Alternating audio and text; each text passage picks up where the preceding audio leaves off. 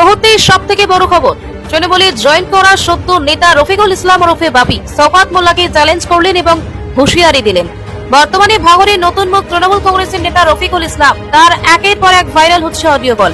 ইতিমধ্যে তিনি তার ফেসবুকে পোস্ট করেছেন যে তাকে মার্ডার করার পরিকল্পনা চলছে বিভিন্নভাবে এবং নিজের দলের কর্মীদের নাম ধরেও তিনি উল্লেখ করেছেন।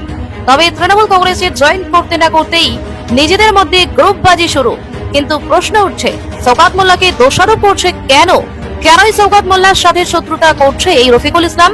এই প্রশ্ন নিয়ে জল্পনা শুরু। এই রফিকুল ইসলাম দলের উচ্চ পদ পাওয়ার জন্যই কি শওকত মোল্লার সাথে বিরোধিতা করছে?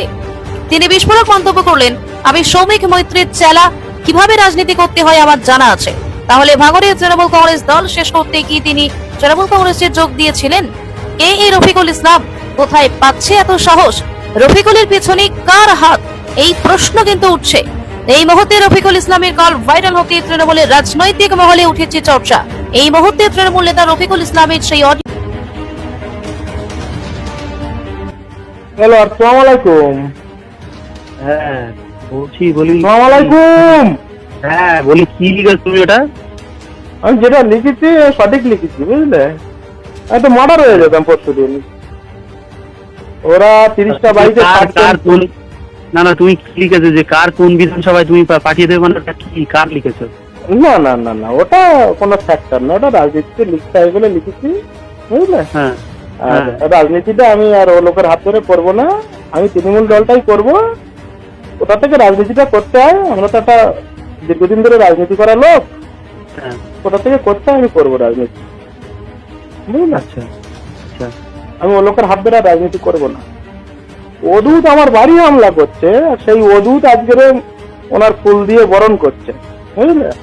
এসব রাজনীতি, নোংরা রাজনীতি পছন্দ করি না। ওরা তো মেরেই দিত, পুরো ফুল মার্ডারের প্ল্যান ছিল। 30টা বাইকে 60 জন লোক আমাকে বানিয়াড়া পর্যন্ত ছেড়ে নিয়ে গিয়ে, বুঝলে? কিন্তু বানিয়াড়া পর্যন্ত আমি যাইনি, চিলেতলায় একটা সেফ জায়গায় ঢুকে গিয়েছিলাম। হয়তো মার্ডারই করে দিত আমার। রাজনীতির জায়গায় থাকবে। আমি একটা মানুষের এত সহযোগিতা করছি, তিনি আমাকে বলে দিচ্ছে যে বাবি প্রতিদিন প্রেস মিডিয়া করো, তোমার প্রেস মিডিয়া গুলো খুব ভালো হচ্ছে, আমি দলে জয়েনিং করাচ্ছি, দল শক্তিশালী হচ্ছে, আর দল আমার পাশে দাঁড়াচ্ছে না। তাহলে আমি কি সেই দল তার ভালো চোখে দেখবো? আমি কি তার পোশাক গোলাম নাকি? আর তার কাছে 5 টাকা নিয়ে রাজনীতি লেগেছি আমি? এই পর্যন্ত 20-22 লাখ টাকা খরচা হয়ে গেছে আমার। 20-22 লাখ টাকা খরচ করিয়েছে তোমার? অবশ্যই 20-22 লক্ষ টাকা খরচা হয়েছে, খাতা কলমে হিসেব আছে আমার কাছে। না, আমি ওটা বলছি না, বলি 20-22 লক্ষ টাকা কি সে তোমার খরচ বলেছে যে বাপি তুমি 20-22 লক্ষ টাকা? না, আমাদের খরচের কথাটা দেখো, একটা কথা বলি, যখন আমি কথাবার্তা আমি বলি মমতাজুল ভাই, আমি বলি শোনো, আমার উপরে বেশি চাল দিচ্ছেও না। রাজনীতি আমি ওনার হাত ধরে ঢুকেছি, ঠিক আছে, তৃণমূল দলটাই করব।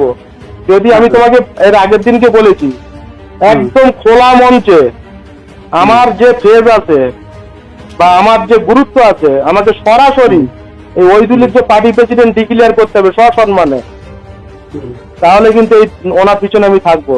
নইলে কিন্তু রাজনীতি কি করে করতে হয় তার মতন রাজনীতি আমি করব।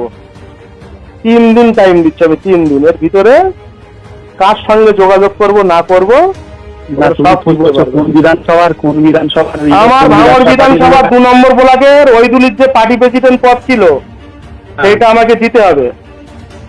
না না, আমি সে তোমার পদের গল্প, সে ওটা এখানে কি ওদুদির 10 পয়সা দাম নি, ওদুদ মোদাস্সের আর আলিনুরকে লেলিয়ে দিয়ে আমার খুন মার্ডারের চক্রান্ত হচ্ছে, আমি খুনে পড়ে থাকবো রাস্তায়। আর এই নাটকীয় কান্না, যেরকম রাজ্জাকের বেলা কেঁদেছিল, কেঁদে আর বলবে যে আমার বোর হাতে, বলবে যে এইলাও তোমার আমি একটা চাকরি ধরিয়ে দিচ্ছি। জীবনটা কি সস্তা নাকি? তোমার প্রসঙ্গে তুমি কেমন পারো অ্যারেস্ট করাও দিনি, কেমন পারো? আমি ওটা বলছি না, তুমি যদি তোমার উপরে হামলা করো তুমি একা এফআইআর কেন এফআইআর করতে যাবো? সব এমএলএ কেন কথাই শোনে না, এখানে এমন সিস্টেম করে রেখে দিয়েছে, এমন সিস্টেম করে রেখে দিয়েছে যে ওনার কথাই শেষ।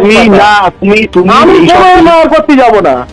অদূত করেছে কিনা ভিডিও ভেরিফিকেশন করুক, ওখানে আরো তোমাদের লোক আছে, ভেরিফিকেশন করুক, আরে সব ঠিক আছে, শোনো শোনো, ক্যামেরা চেক করুক।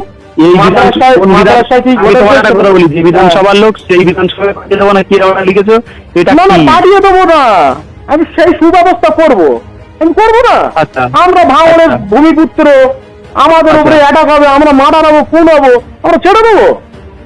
আচ্ছা, আমরা ছেড়ে দেবো? তুই কি ভাবলে আমি খুন হয়ে যাবো রাজ্জাকের মতো? এসব ভাবতে যেও না, এসব খুন মারানোর রাজনীতি আমরা পছন্দ করি না। সাতটা ভাবে রাজনীতির ময়দানে আসুক, ওনাকে যত খুন মার্ডারের রাজনীতি কে করেছে? খুন মারানোর রাজনীতি তো এটা হচ্ছে, তো ওদিক তো আমার মেরে দিত পরশুদিনকে।